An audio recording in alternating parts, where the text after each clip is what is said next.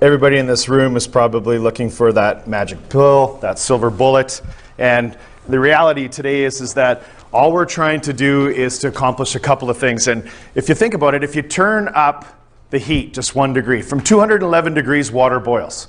At 212 degrees, it creates steam, which powers an engine. Just 1 simple degree. Imagine if you set your course and you had your car, your vehicle, and you had it 1 degree change. Where do you think that vehicle would end up? What if you're in a sailboat, sailing out in the ocean and you're off only 1 degree? What kind of impact would 1 degree have on you in a sailboat? If you're in an airplane, Steve's not here right now, but if you're in an airplane and you're off only 1 degree, where would you end up? Just being off 1 degree. We think of it as such a simple concept, but it has such a powerful, powerful effect and a powerful impact. So today, what we want to do is we want to just focus on 3 goals today. I don't want to give you the silver bullet, the magic pill. I just want you to leave here with 3 goals, and what we hope and pray that you'll walk away with, Don and I, today is that you'll walk away with these 3 things in your arsenal and your business, and that we want to just try and turn you up just 1 more degree today. Just change your business, change your life, change your plan just 1 degree, and see what kind of impact that has to you in your business and your life in 2015.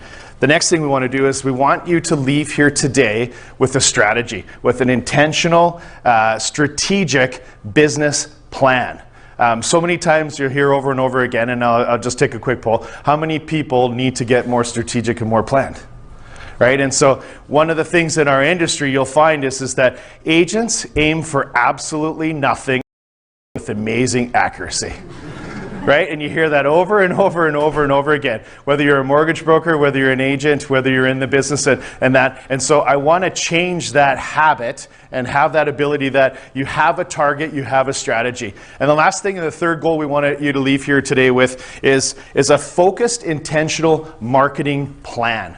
So you're going to leave here 1 degree warmer and 1 degree hotter and turn things around for next year. You're going to leave here with a strategic and focused and intentional business plan. And our third goal for you is you walk away with an actual marketing plan, or the foundation to have a marketing plan. How many people know in advance what they're going to be doing from their marketing standpoint for next year, for 2015? Good. Perfect. Excellent. Now I'm going to see if you have it as in-depth as I'm going to show you today, but that's the chance. So one of the things I want to do to start off this morning is I want you just to relax and just be present. Everything that you see up on the screen today is right in front of you. Okay? So there's no panic of taking notes or what did I miss or what did he just show up on the screen and that. It's all right in front of you, so you'll be able to take it with you. So I just want you to be present and be focused and just listen to what's being said today, and to just be able to walk away from this process and have that whole entire package that you can set yourself apart from what you've done this year and the past years and really turn it up to the next year. Does that sound good? All right, and we're going to try to have some fun. Anybody want to have some fun this morning? All right, good, good, good. Yeah, we're realtors. We love fun. Great. It didn't? I'm sorry, Michael. We're going to have some fun this morning. I hope you're okay with that, okay? All right, so let's just start first and foremost. So how many of you heard this term? If you fail to plan, then you're planning to fail. I know it's cliche, but it's so true. You end up going out there without a plan. You end up working on your business and not in your business. And you look at it. And one of the things we want to start, and this morning we're going to go to, is I'm going to show you the importance of looking back. And one of the terms that I love to hear is that success always leaves us clues. Success leaves us clues. History always tends to what? Repeat itself. Right? And our industry and our economies are cyclical. Would you agree? Right? So we have history. It always tends to repeat itself. We have economies. We have cycles. We tend to look at the past, and success always leaves us clue. So before we can figure out where we are today and where we want to go next year and tomorrow, we're going to look at the past and look at that. So I have my favorite Captain Hindsight with this sidekick shoulda, coulda, and woulda on here, and we're going to look at that, right? So first things I want to talk about is just a quick honesty check in the room. So I want to be transparent myself, okay? This is not my gift. I know it's hard for you to believe that it's organized business planning. Wade just seems so organized. Just look at his office, right? Thank you. Right? So this is not my sweet spot. This is not where I had to do it. This is something that I learned. Right? This is something that I found that it was incredibly important. So I'm not going to tell you that I'm the master at this, but I am going to tell you what you're going to experience today is incredibly important and how it impacts your business and what it does for you next year. Okay? So with that said, let's be honest here. How many people have a strategy and have a plan and know exactly where they're going and how to get there? Okay? How many people think that they could improve on what they have in their business and their plan and their strategy? Good. Right?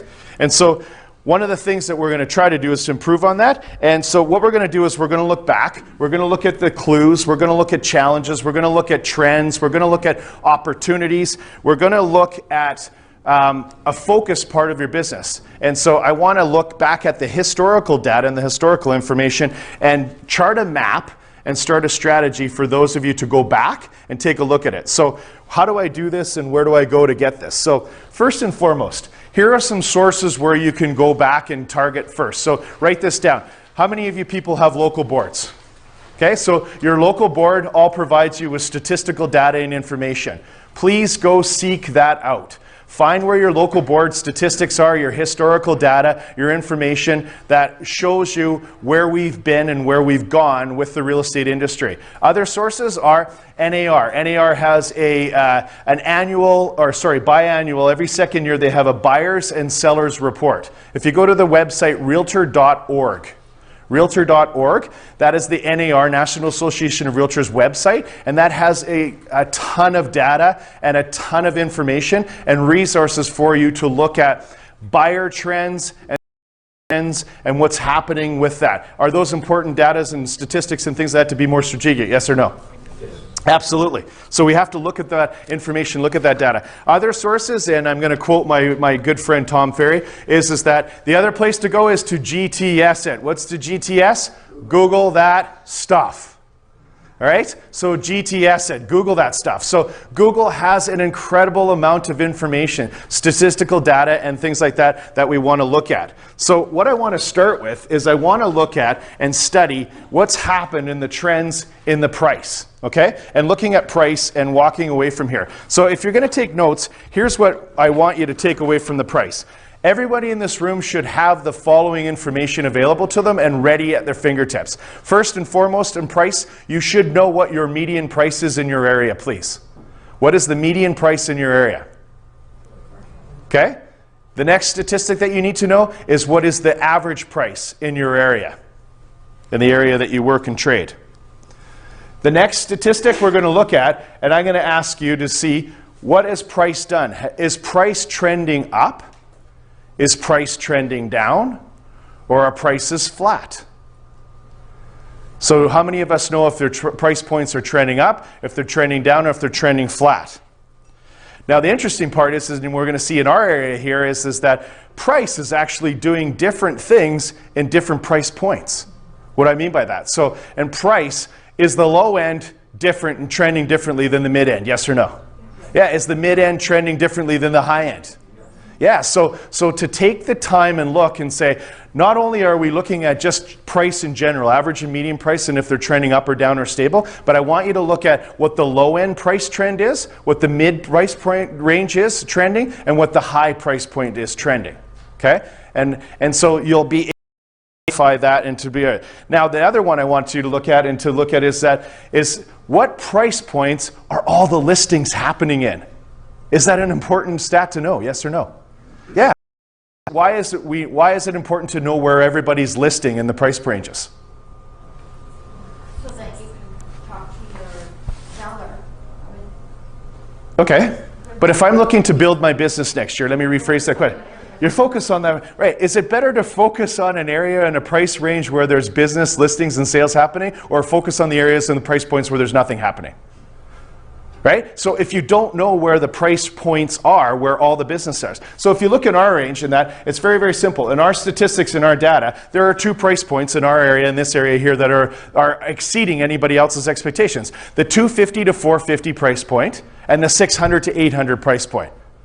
Those are the 2 price points there. So my business and my strategy and my marketing next year should be in line with those price points, because that's where all the sales are happening and that's where all the listings are occurring. Does that make sense? Okay? But I can't determine where I want to target if I can't see where the price trends are and where all of the listings are occurring on the price range and where all the sales are occurring on the price range. Does that make sense?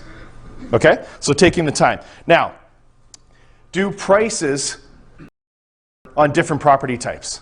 Yes, absolutely. So what are the pricing trends of single-family residential?